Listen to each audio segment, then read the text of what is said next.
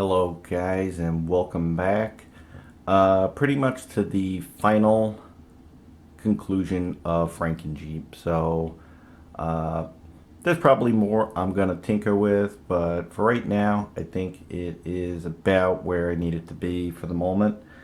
So here it is, FrankinJeep.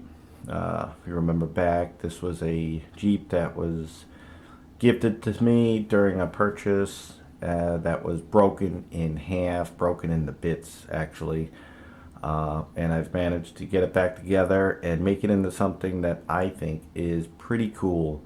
So this was originally the Sandstorm Survival Jeep from G.I. Joe, which produced somewhere between 1972 or 3 to 1974, and so I call it FrankinJeep because it has a collage of different parts on it, as well as a lot of custom stuff. So the body in and of itself is Sandstorm Survival. You can tell that also by the light. They didn't give the glass covers or anything like that, and no glass in the windshield. By the time this vehicle was produced, the original G.I. Joe 7000 had a lot more details. So it didn't even have a bonnet or a hood, whatever you want to call it. So you'll notice faintly right here, it was the G.I. Joe 7000 hood that I purchased for it. That was even before I did enough research to realize what it was. So originally it would have been a full green Jeep, which it was, but with a green hood and a Adventure Team sticker in the center. But I've painted it up in olive drab and rust to kind of give it that worn look. As you can see, I've detailed out a lot of the weathering onto it as well. Didn't want to go overboard. The windshield was rusted with a special rust kit, so that turned out really pretty gnarly looking. So that's kind of cool. Adds to the charm of it. I have added a bunch of things to it. I'll give you a 360 view of the Jeep. It was missing its original tailgate, kind of made that custom one. A little cheesy in some respects. I don't know if it's going to be permanent because it's popsicle sticks and some wood, but it does fit in there really well. I've custom made it to fit into those slots that you see there. So it does act as a good tailgate for the moment. And one of the things you'll notice with all of the lettering all over the Jeep is I kind of just got a stamp kit.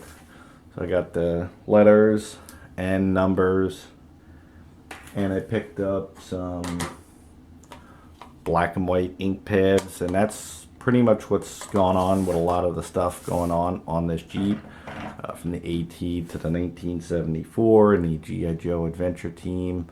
All of that was just done with stamps. It was missing its gas cap. That's a reproduction from Matt Squatch Customs.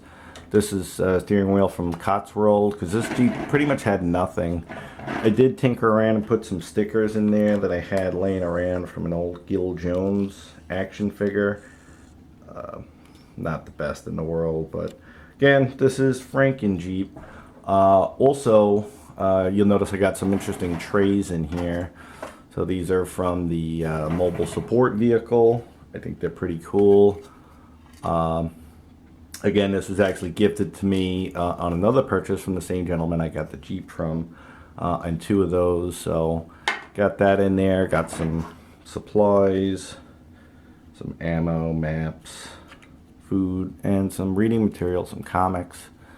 But it's got plenty of storage down there. Plus with this tray, it's got more. More interestingly,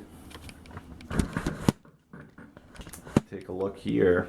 I've put on the one of the trays onto the hood. Gives it a kind of a neat look, like it's going out, you know, into a sandstorm. So I got supplies. I had some old gas cans from Formative International. Show you in more detail. I did just paint those and weather those and stamp them with those stamp kit. So they're all labeled. Some rope, shovel, and I handmade some bungee cords Made him look a little rusty and dirty. His hand made him to fit.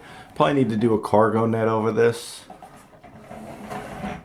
But I'm going to take that off and we'll take a look at what's going on under the hood. Okay, so let's take a look under the hood. Notice there's a radiator there. So lifting that up, we got a radiator, which was actually in the parts list of stuff that I got along with my purchase. And my brother just went ahead, when I bought this, I went over to his place to do some stuff. And so he had seen the Jeep when it was completely broken, and without any encouragement, he just went ahead and built a motor just out of his spare time. So built this motor. I added a couple little additions to it, but it's pretty cool. I did have to modify it a little bit because he was just going by eye. And it is actually a working motor, so I will show you that.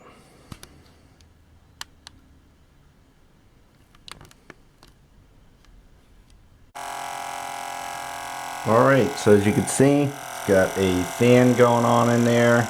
It's got the revving sounds. It's an electric motor. It's a pretty cool little gadget, so it gives it a realistic sound. The original 7000 would have had a revving sound. So you can hear it's coming to an idle.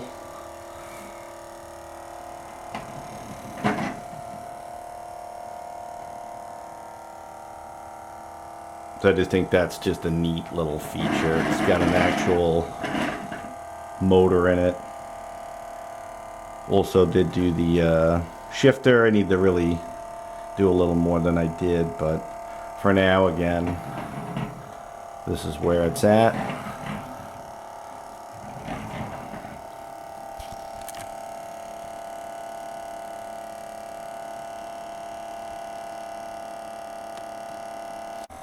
Alright guys, so I hope you enjoyed taking a look and coming along this journey for FrankinJeep. Really enjoyed working on this and putting it together, making it into just a pretty cool rat rod kind of used Jeep for the adventure team. It's been a lot of fun. I hope you enjoyed, and until next time guys.